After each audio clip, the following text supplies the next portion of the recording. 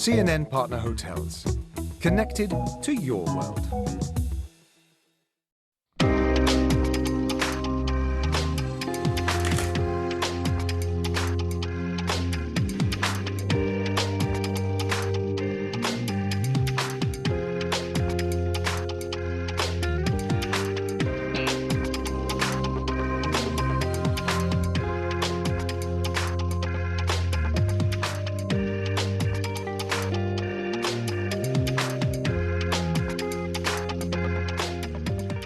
I'm Dr. Sanjay Gupta in New York, and this is CNN.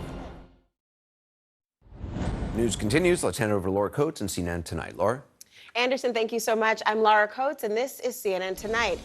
Look, there's a difference between believing something and wanting it to be true. See, Donald Trump wanted it to be true that he won the 2020 election.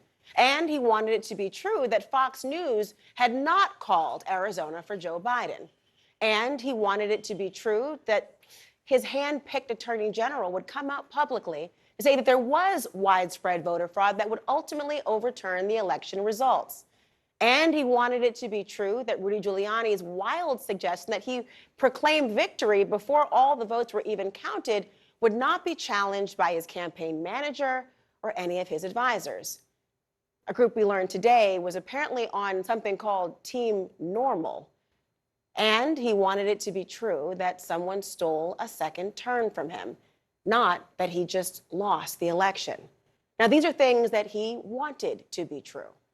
But as I said, there's a difference between believing something and wanting it to be true.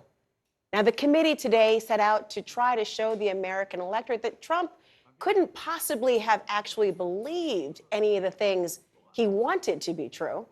Not when advisor after campaign manager, after campaign lawyer, after deputy attorney general, after attorney general, after secretaries of state specifically told him that none of it was true, and told him more than once, and for months, that the emperor had no clothes on.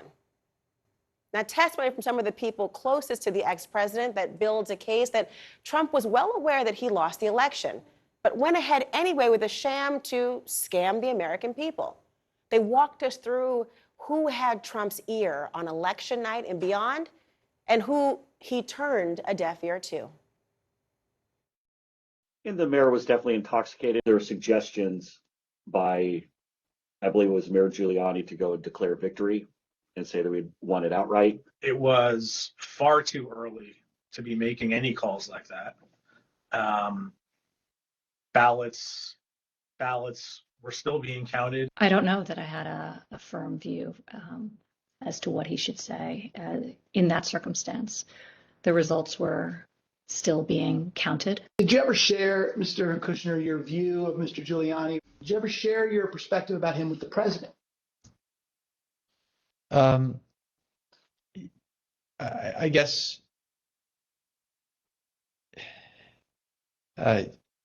yes. Tell me what you said. Basically, not the approach I would take if I was you.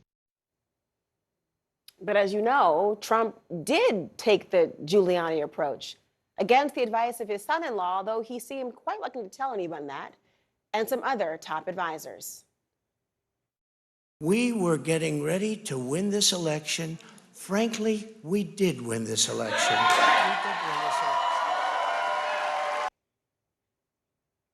But perhaps the most compelling witness of all today was Trump's former Attorney General, Bill Barr, expounding much further on his, quote, bullshit, unquote, assessment of what his boss at the time had been spewing.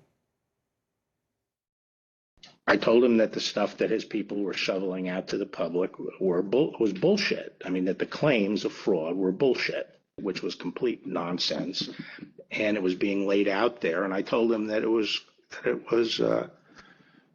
crazy stuff. I was somewhat demoralized because I thought, boy, if he really believes this stuff, he has, lost contact with he's become detached from reality. But whether Trump was detached from reality or not, these election lies were allegedly attached to the bank account of many Trump supporters. The Trump campaign used these false claims of election fraud to raise hundreds of millions of dollars from supporters who were told their donations were for the legal fight in the courts. But the Trump campaign didn't use the money for that. The big lie was also a big ripoff. So not only is the committee accusing Trump of trying to dupe his base into believing that he was robbed of a second term in office, the panel is accusing his campaign of using those lies to swindle his own supporters out of money for his legal fight. Money that was allegedly not even allocated to that at all. The big ripoff, as Congresswoman Zoe Lofgren calls it. Now, right after the hearing, she told CNN that she thinks Trump and his family personally benefited from some of those donations. We know that Guilfoyle was paid for the introduction she gave at the speech. I mean, on January 6th, she received compensation for that. But is that a crime? I'm not saying it's a crime, but I think it's a grift. $60,000 for two and a half minutes. Now, I'm a lawyer, so I don't do math unless I'm billing someone. But that's $400 a second that Guilfoyle was allegedly paid.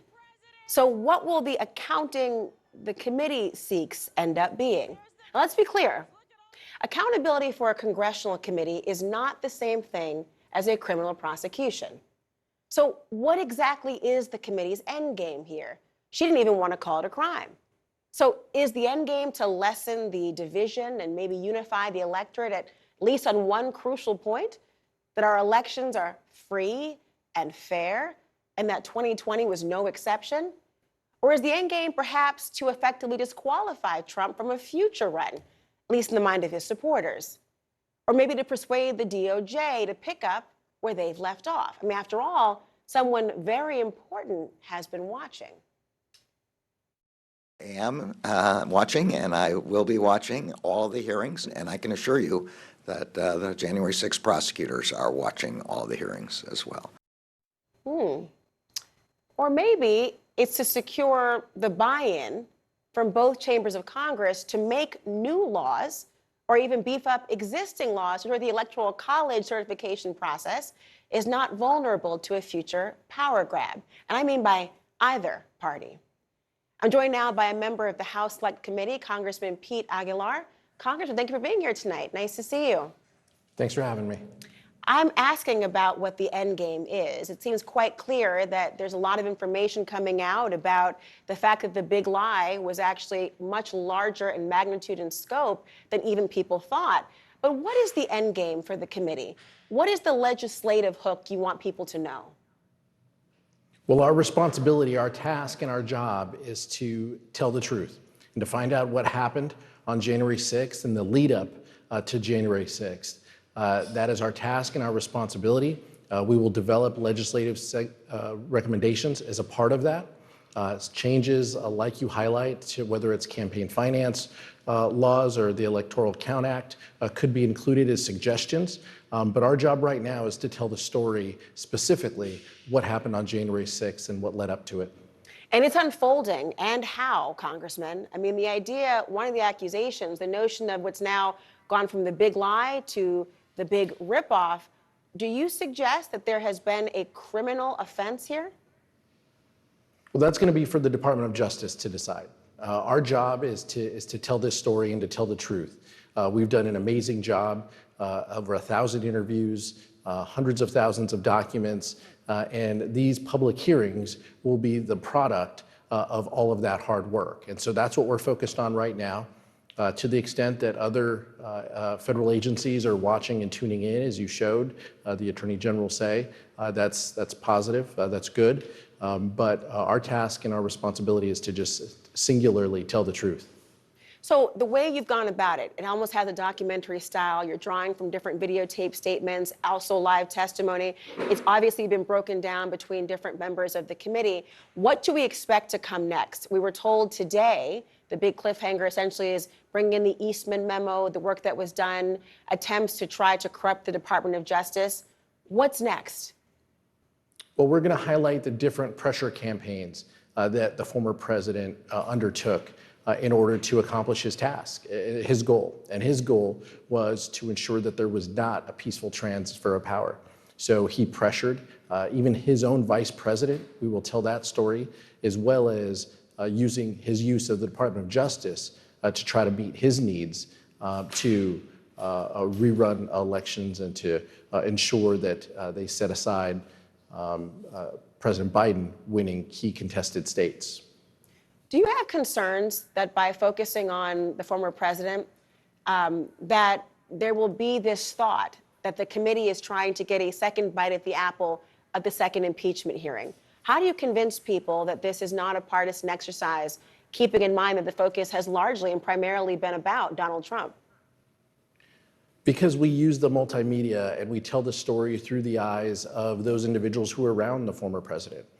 So this isn't just a committee saying things. This is individuals who were there, whether it was rioters and insurrectionists or whether it was people working in the White House, corroborating exactly what we found. So we feel that that's clear and compelling.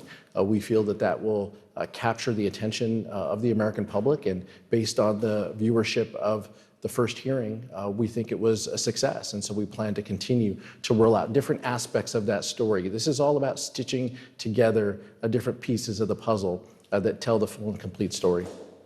Will we hear from or about members of Congress, and I mean sitting members of Congress, who may have played a role? Yes, Vice Chair Liz Cheney did talk specifically about pardons that were sought by members of Congress. Those details will be contained within future hearings. The role of some of our colleagues here in Congress to thwart democracy and to try to stop a peaceful transfer of power is definitely a thread that we will continue to talk about throughout these hearings. And we'll see where it leads. Congressman Pete Aguilar, thank you so much. Thank you. Republican Senator Mitt Romney, who voted to convict Trump politically for inciting an insurrection, he said today that he didn't think the hearings have included any major revelations. Do my next guests agree? Why do you think, and what do you think is yet to come from the committee? And do you think that any of these findings, everyone, is going to lead to that pulled thread he's talking about? We'll talk about that when CNN Tonight returns.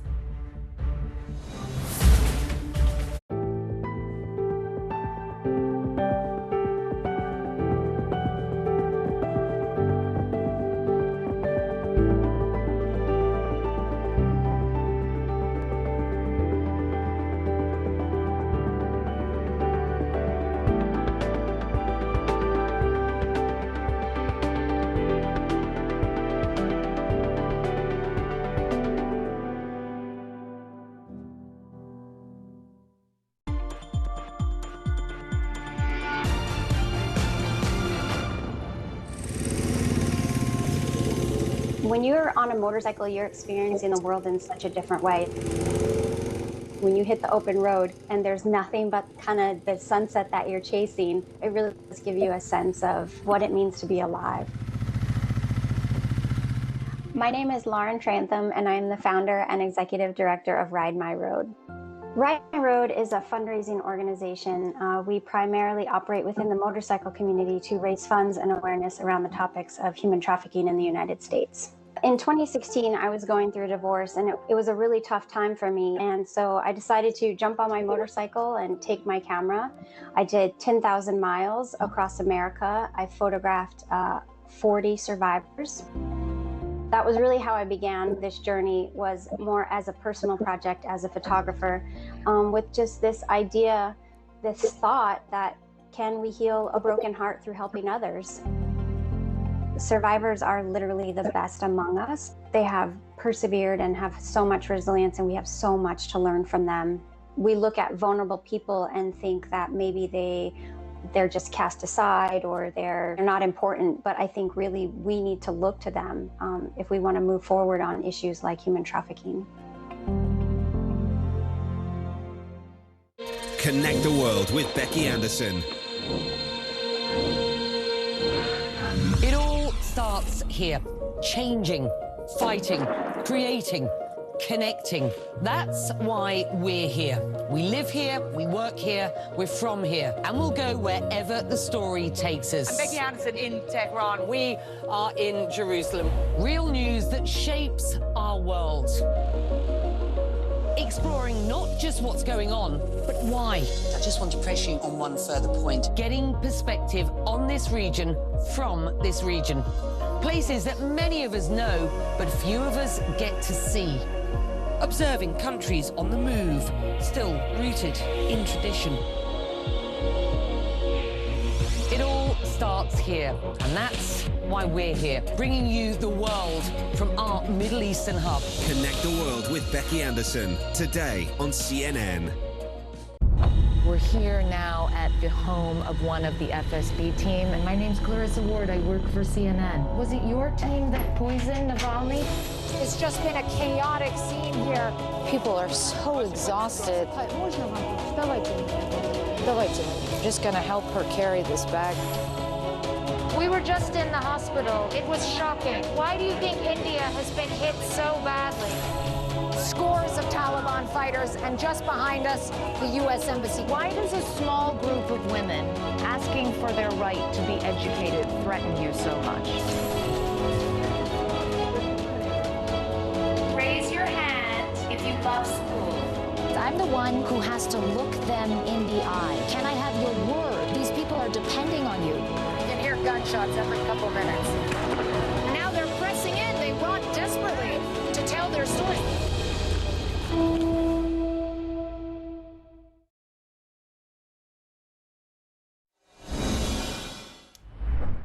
Team normal versus team crazy.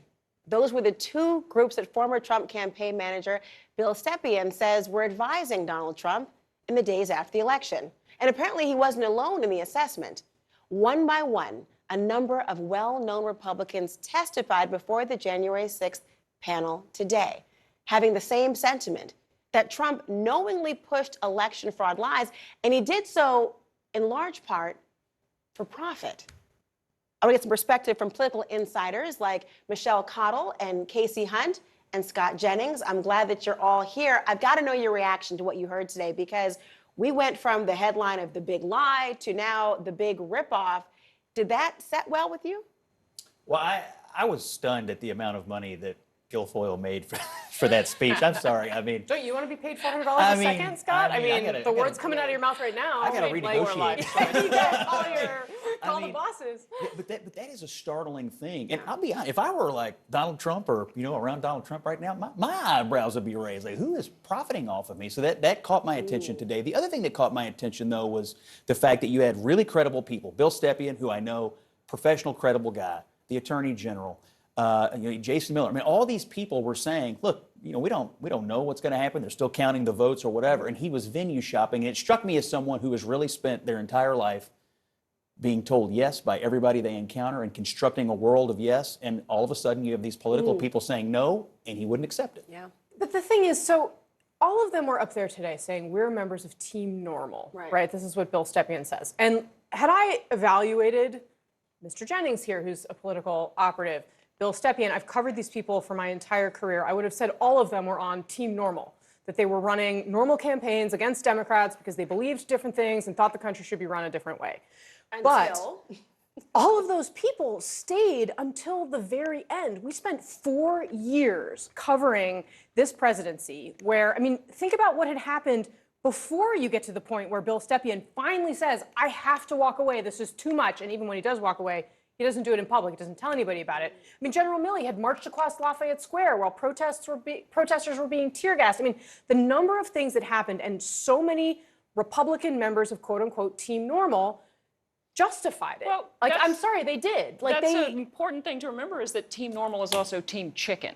They knew what was going on, and they couldn't at the very bring least, they were team enabling to do anything about it to stop what even Bill Barr said is doing a grave disservice to the country. The question is why? I mean, is it a political calc? Is it about self-preservation? They could. They were just some of it is, but brazen they it thought out. that they also could maybe fix it. That it was like a better plan to stay in the game and try to redirect it. I mean, I had one very senior Republican tell me at the very beginning of Trump's term that they needed to be the ballast in the ship of state. And a lot of them stayed and they tried. They tried very hard. But by the time we get to Election Day, they're still saying, oh, you got to give him a couple more weeks. You got to just but let you're him have his talking about the fantasy. past. Remember, Bill Barr has said that he would still vote for Donald Trump. You have Bill Stepien, who I believe is working on a campaign of somebody who is against Congresswoman Liz Cheney, who is promoting foundationally very much what Trump, who's endorsed this candidate. So it's not too long in the past this has actually happened about who they once were. You say Team Chicken. This is not about what happened then. This is about where they're going with it forward. They're not willing to let this go to the degree that it's going to hurt what they see as the party's way to cling to power in this degree. They are willing to keep putting up with, if not actively advancing, this complete BS story that this election was stolen. But to ask a Republican like Bill Barr, who has been a stalwart Republican his entire life, to put it to him and say, your choices are to abandon your entire political value system, I don't personally think it's a fair question. He's already said he's going to support someone else in the 2024 primary. He's made it perfectly clear he doesn't think Donald Trump should be the nominee again. But you have to understand, Republicans deeply believe that what Bill Barr has directly said is what a lot of us believe, that the progressive, policy mindset is terrible for this country, and they're not interested in electing it just because they don't like Donald Trump. At some point, you have to decide whether salvaging democracy is more important than your political. But the whole point of these hearings is to show it's not saying the Republican way of governing the country is the wrong way. I mean, Liz Cheney is sitting up on the dais. She's one of the most conservative Republicans in the party. They're saying this man criminally undermined our peaceful transfer of power. I think that's where people get stuck. But the question is always, well, then you must be ready to vote Democrat in 2024. Well, no, that's the way our Bill system is Stepien set up, or Bill but- Barr is it. No, we're going to cross that bridge when we come to it. But what I hear all these people saying is, incorrectly, let's get a different nominee. Let's do something different here. That's the first bridge we have to cross, and it's the correct bridge. And the way to drive that home is to make clear that, no, you will not support the man who has been willing to burn down the system. If it's oh, well, I'd rather have somebody else, but if he makes it to be the nominee, yeah, I'll back him because these guys are so bad. That's no way to make it clear what you're standing up for. And that's complete cowardice. And part of it is the interesting conversation about where we are in America right now. We have dealt with this notion at election time of the lesser of two evils phenomenon, right? We've seen it in successive presidential administration runs and campaigns. The idea of, is this where we are? That you either have to pick this person or that. Is there no one else? Well, by the way, the point you just raised, if you look at some of the opinion polls, like 80% of Americans don't want either Trump or Biden to run again. And that's, I'm there. I don't want either of them either. You're there. And so that's where most people are. And you have to believe, and it looks like even some Democrats are coming around to this, that maybe the two parties might go that way that most people I'm want. willing to believe you that you say, you want to go somewhere else. But, what are you doing today to make sure Donald Trump's not the Republican nominee? What are you doing today? What are you? Because Mitch once he McConnell. is, it's too late. The universe in which you live. Yeah. There are things. My God, people are running for president already. Yeah. Ron DeSantis is running for president. Yeah, I got like 8 people that I would rather support. No, I get for that. President of the United States. What are Republicans who are in power doing right now? Some of this, I will say, I think it's interesting that McConnell has been relatively silent as these hearings have gone on. He could have been much more vocal and critical of them the way some pro-Trump Republicans are. But what are Republicans today doing to make sure, I don't care if it's, you pick your nominee, Ron DeSantis, Nikki Haley, Tom Cotton, there's a whole list Kevin of people. McCarthy is coming up with a separate investigation to try and discredit the whole thing. But the people you just mentioned, by virtue of preparing to run, that's what they're doing. There's nothing to do to Donald Trump today politically, but there is something to do in 2024, and that's somebody's got to beat him. Right. That's what, and people are and obviously preparing to do. How do you enable that? Oh, I think a lot of Republicans are going to support DeSantis or Pence or Right, Tim but last Scott time the or whole you field name it. split, right? It was and fragmentation whack-a-mole. is his best friend. Right. Fragmentation is, and we'll see if we get it. But you're exactly right. Fragmentation is Donald Trump's best friend here. Well, speaking of fragmentation, let's go to break. We'll fragment this whole thing. We'll fragment this. We'll whack-a-mole a couple things. Stay with me. More to discuss ahead, everyone. Fareed Zakaria GPS, Sundays on CNN. June 20th, a CNN concert event. Let's celebrate, educate, and lift every voice. Juneteenth, a global celebration for freedom. Live from the Hollywood Bowl, only on CNN.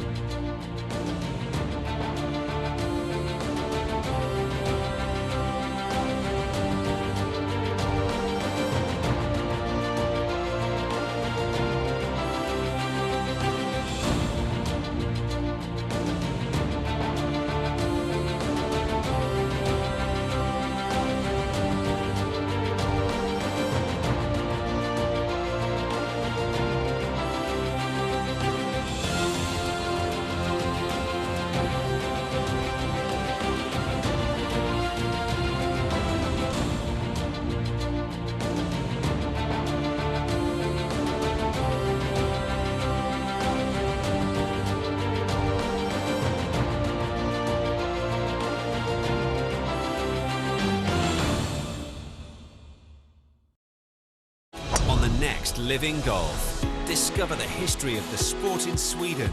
How do they keep producing some of the world's best golfers? Hear from rising stars. I think it's just more fun when a Swede wins. Then visit the region's flagship event, the Scandinavian Mixed, and sit down with Europe's next Ryder Cup captain, Henrik Stenson. This is where it all started for me. Living Golf, Saturday on CNN, in association with Golf Saudi.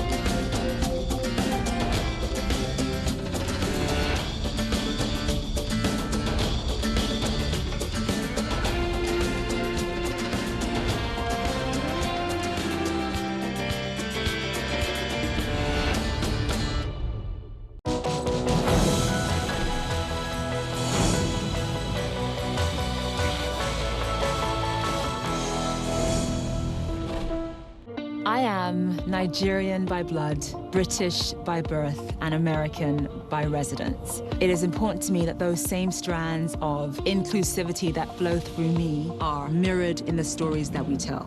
One World is a place where Africa has an equal seat at the global table alongside Europe, the Americas, and Asia. Every continent has a voice, and where everyone watching has a stake in the global conversation. One World with Zain Asher, tonight on CNN. Heard it all before? But have you heard it like this? The ultimate disruptor looks set to shake up our world. We really can't ignore the impact that this has.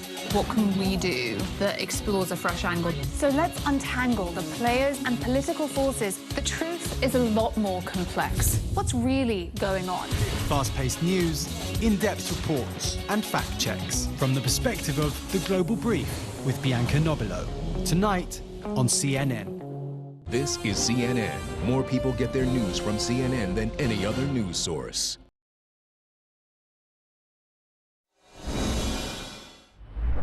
Peacefully stopping a potential riot prompts death threats toward police officers. This weekend's Pride Parade in Coeur d'Alene, Idaho, was the original target, according to the police. Now, a stranger called 911 after seeing uniformed men piling into a U-Haul vehicle. The 31 men arrested lived not only in Idaho, but nearly a dozen other states. They're believed to be associated with a white nationalist group known as Patriot Front. The town in northern Idaho, Coeur d'Alene, has a troublesome relationship with white supremacy, and it dates back to the 1970s. So I want to bring in Mayor Jim Hammond on the threat and how we confront it. Mayor, thank you for being here. How are you? I'm well. Thank you for letting me be a part of your program this evening. Well, I'm glad you're here, and I'd love to hear your opinion and your thoughts. This is not the kind of thing one wants their town in the news for. It's quite disturbing for a variety of reasons. What was your reaction? Well, actually, I think that it turned out very well because these young men came to create problems and try to create a riot in our community. And instead, before they were even able to get out of the U-Haul truck, they were arrested and stopped. So it showed that we're a town that will not tolerate any kind of efforts to create harm or to spread any kind of hate or any kind of discrimination toward others. Well, it was a case of see something, say something. You're absolutely right. But one of the big questions is, why would they think to converge on your town? Any idea? I think that there's a possibility that they may think that a smaller town might be an easier target. It may be also that there was chatter on the internet about this gathering for gay pride, and in a smaller town, they might have more of an opportunity to create problems than they might in a larger community. Now, tell me about the risk involved, because I know that it's a good thing that they were alerted to the authorities, but how big of a risk was it? Many of them were unarmed, but there was still a potential and really serious risk to the community, wasn't there? There was, in that they wanted to create trouble, and you can do that easily, even unarmed. But the planning by our police department was what enabled them to react quickly and with sufficient personnel to be able to deal with this problem. And in fact, even before this occurred, there were at least a couple other young men who were trying to create a problem. They were also from out of town, from the Portland area, and they were quickly arrested and taken care of. Have there been directives to the officers to try to prepare for something? I mean, we hear all across the country. You remember there was the DHS bulletin just last week. There have been conversations we've seen increasingly about people using their personal grievances to try to justify violence or be troublemakers and not the good kind of trouble. Are you seeing this as a microcosm in your own town, that this is reflected now? This is an unusual occurrence for our community, and we get a lot of visitors. Used to be just in the summer, now it's almost year-round because it's a beautiful place to come and to enjoy all that nature has to offer. So we're getting a lot of tourists from around the country, particularly the Northwest, who come and enjoy it. And so it really doesn't provide a great environment for folks to come and create troubles. Have you had conversations with members of your community and people among your council about any concerns about the community feeling as though they are vulnerable or not as safe? Are you thinking about ways to ensure that your community sees this really as an aberration, but one that was corrected, as you've spoken about? I think you've expressed it well. I don't think that there is fear in our community. The police department makes a great effort at providing statistics about all the activity within the community. And those statistics show that Coeur d'Alene is a very safe community in which to live or which to visit. And so with that in mind, this was an aberration, and I don't expect anything like this to happen again. I want to play for you what their chief had to say, Chief White, on this issue, because it really is interesting to think about how police in particular were ones to be able to diffuse a particularly divisive issue. Let me play it for you.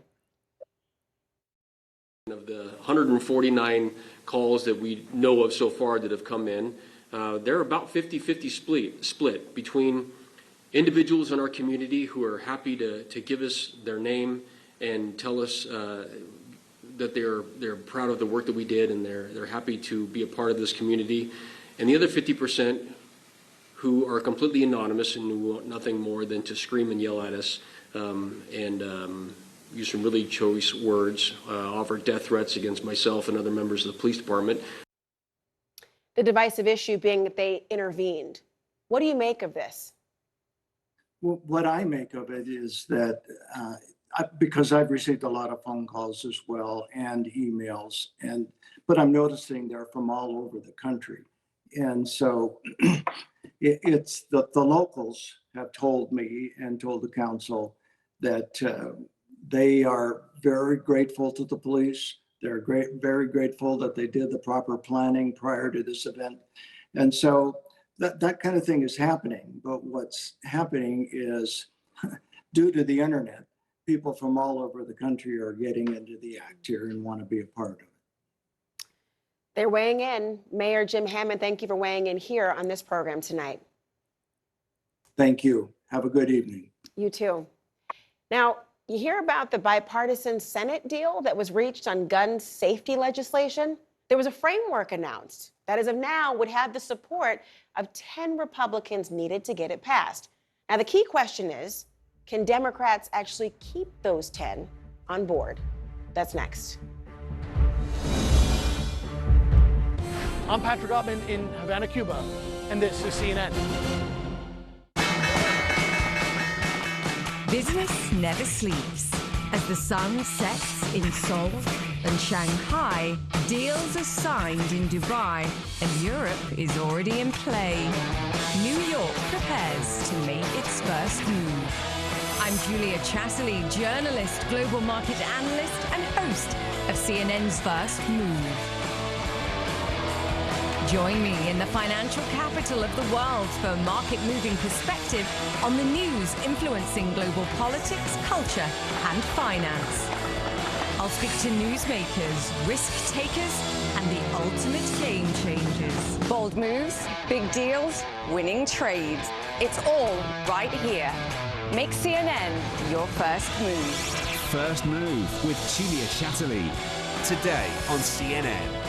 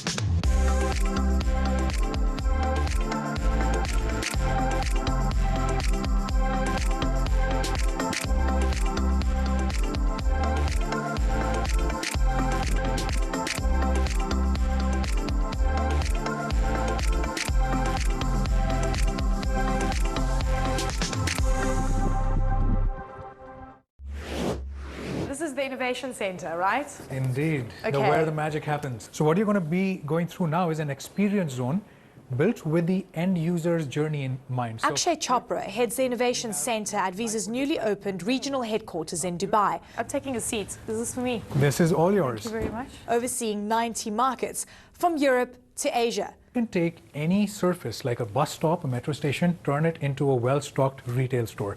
And let's just say, it's pretty cool, turning everyday bores and chores into a digital delight. This is actually a really good first take, don't you think? Add to cart. We want to make it easier for people to pay, get paid. We work with governments, with fintechs, with banks, with merchants of all shapes and sizes to help build payment experiences that are more convenient, more seamless, and more secure. In a region where cash is king, Akshay says the global pandemic accelerated the move to digital.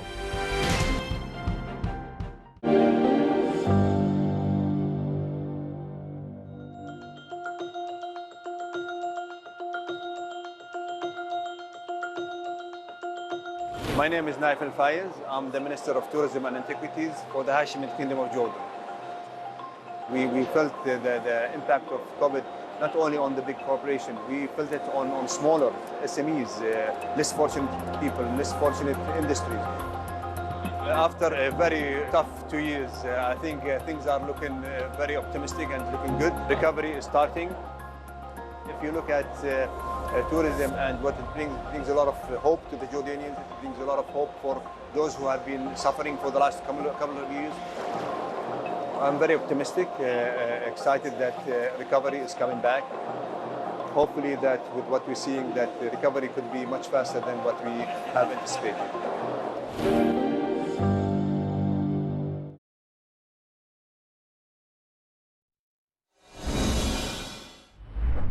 Tonight, the top Republican involved in the Senate's gun talk says that he hopes to have a text on compromise gun reform by the end of this week. Actual words.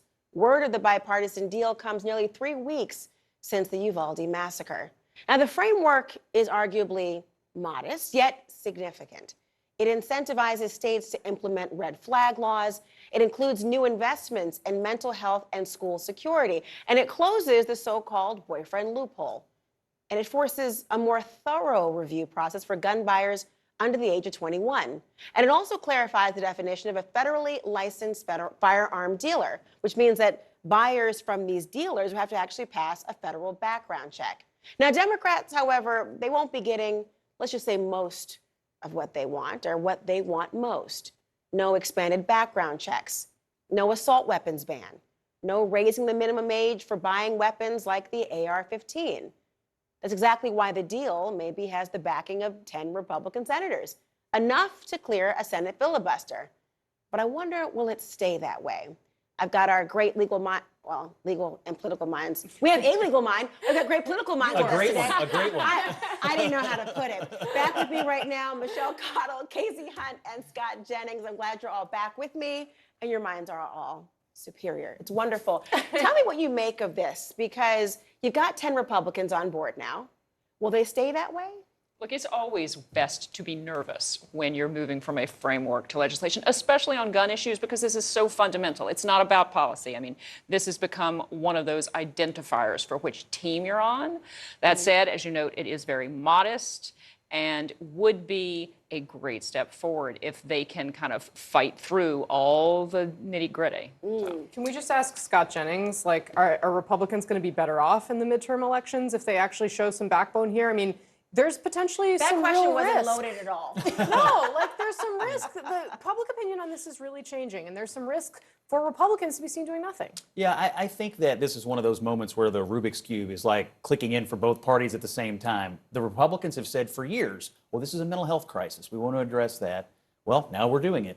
And the Democrats, of course, need to show their people they can get anything done at all on this topic. So this is one of those rare moments where all the little colored squares are going to line up and the Rubik's Cube is going to look great. I think these 10 will hold. And I think the universe, I was up on the Hill today, talked to a few Republicans. I think the universe for this could be in the 20 range for Republicans. I don't know if they'll all go, but I'm thinking of it in terms of the infrastructure bill. Because, I think it got close to 20 Republicans in the Senate. Look, I think if you're from a Western state, you're probably not voting for it. If you're in a primary, you're probably not. And if you're running for president, you're probably not. Definitely not.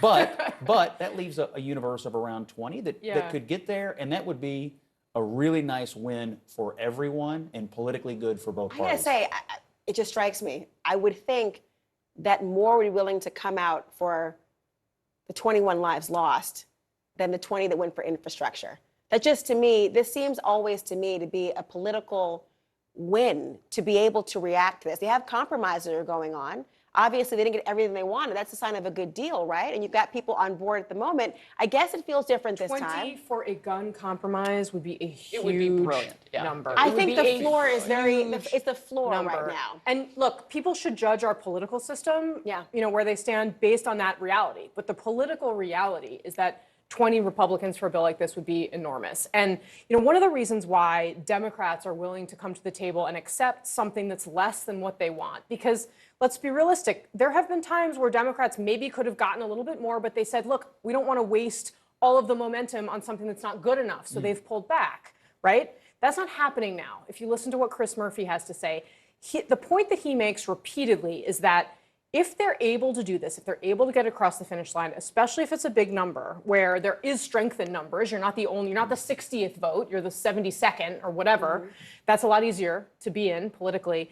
That they can actually do this and not be punished politically in a way that basically threatens their career, right? Well, think about that. I mean, we're talking about 10, and one of them is closing the so-called boyfriend loophole, which with the Big Violence deal. Against Women Act, the They couldn't NRA do was it. all They over pulled. that. They pulled. So really, are you saying that now that somehow the NRA is not the big bad wolf enough to push back on? They're going to put That's it to a good? test. They're going to put that to a test. They are going to test whether or not the NRA and the gun owners of America are going to be such a political threat that you're going to lose your political life if you vote for this. And that's what Democrats are saying. And Hey, it's worth important it. to know that, I mean, the NRA says it's keeping its powder dry, so to speak, with the framework, and it'll come out when it has some legislation. But the gun owners of America are already issuing like state alerts where people can go online and fill out the form so that you can tell, like the one I saw today was so you can tell the North Carolina senators to stop doing the devil's work. So there's already some pushback on this, and there is no free ride on this issue for Republicans. They'll take some heat. Constituencies matter here. I mean, the more rural your constituency, the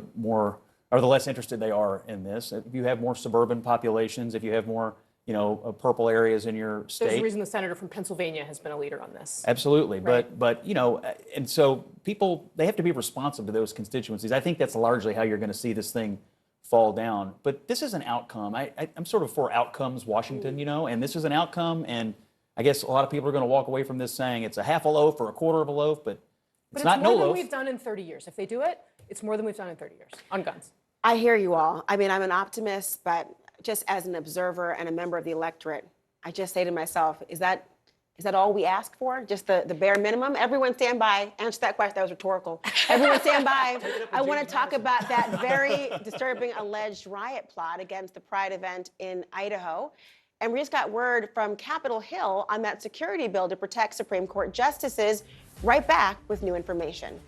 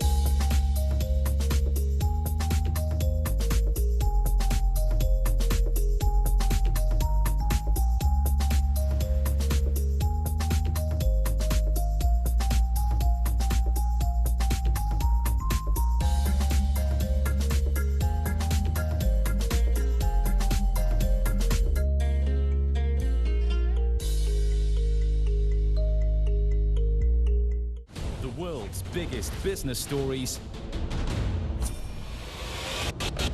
in one place. Expert analysis from every corner of the globe. Marketplace, Africa, Asia, Europe, and Middle East. With CNNBusiness.com. Once in a generation opportunity. Technology, innovation, business.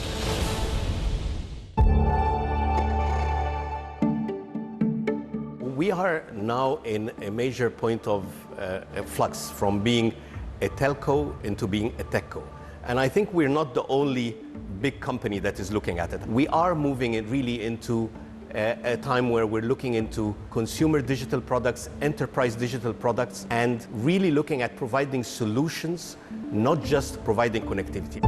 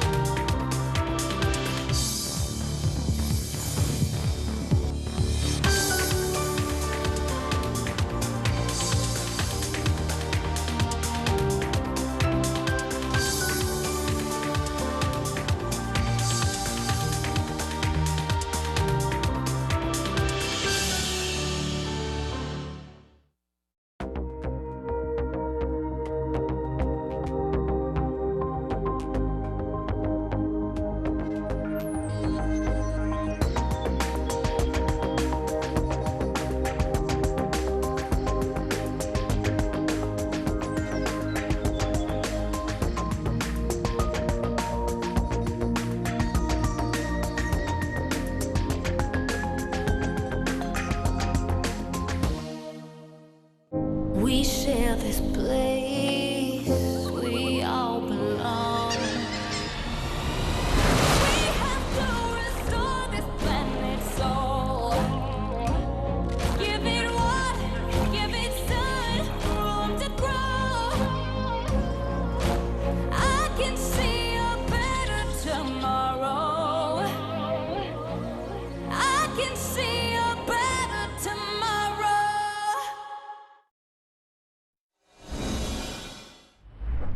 This just in, sources telling CNN that Speaker Nancy Pelosi told her leadership team that the House plans to pass a Senate bill to bolster security for Supreme Court justices. This would actually end a month-long standoff with Republicans after Democrats sought to expand protections to clerks and other staff. The House plans to pass the bill tomorrow. I'm with Michelle Cottle, Casey Hunt, and Scott Jennings. Now, this is pretty big news. They had a huge compromise. They didn't get what they wanted, but they're going to have protection. It's about time because we already know the Department of Homeland Security is tracking all these threats against the Supreme Court building, the justices. Somebody who wanted to assassinate Brett Kavanaugh went to his house, paced around for a half an hour the other night, and had the means to do it. And so this was needed. It should have been done several days ago, but thank goodness they got there tonight. This has been a really emotional issue on Capitol Hill, too. There have been reports of very angry words exchanged between Steny Hoyer, who is the number 2 Democrat in the House, who's usually a pretty even keel, and Republicans who've been frustrated with the pace of this, because there is potentially a political issue in terms of, we're talking a lot about potentially the Democratic base, right? Nancy Pelosi's got progressives in her caucus who feel extremely strongly about the Roe versus Wade decision. There are, I know I can count on one hand the number of anti-abortion Democrats that are left in the House Democratic Caucus. So that's like some of what's going on. But the reality is political violence has been seeping into all corners of our system in this really troubling and terrifying way. And I think there is an imperative to make sure that the people who are actually deciding to put themselves out there and serve in our public life are protected. Yeah, it's very important that this is bigger, to note that this is bigger than any particular issue. The idea that political violence is now seen as justifiable if you feel strongly enough about some issue is very troubling and is not going to serve either side well. I mean, it kind of spreads. You're already seeing Republicans reaping the whirlwind from Trump making this a, kind of common idea that it's okay to, hit Stand somebody back at a and stand rally by. or stand. So there are Republicans who've experienced death threats. It's not any one particular team that this is an issue of, and it's not tied to any one particular policy. So it's very important to set a marker that says inappropriate. Even today, you heard one of the sound bites on the Hill hearing today, where you had somebody who had stormed the Capitol said, I'm not saying what we're doing is the right thing, but what else can we do if we feel this strongly about something? And that question to me felt like really the question that everyone's asking, the DHS must be asking. The bulletin talking about the notion of, well, isn't the way that you resolve personal grievance and you resolve disputes part of what it means to be in a democracy, in a republic? Isn't that how you lose what you cannot keep? I mean, this is the wages of a complete and total collapse of trust in institutions. When you believe that the institutions have failed you, when you believe that, Washington has failed you, whatever, then you turn to extra institutional activities, such as storming the Capitol, such as plotting to kill a Supreme Court justice, such as going over to the congressional baseball game and shooting a Congressman Scalise. I mean, you resort to these things because you feel like there's nothing else to believe in. And here's where the rubber hits the road. The politicians have to be careful with their phrasing, because if you hear something like stand back and stand by, you see that as instructions. Or if you hear Chuck Schumer say, reap the whirlwind, Brett Kavanaugh, you don't know what forces you've unleashed, you'll pay for this.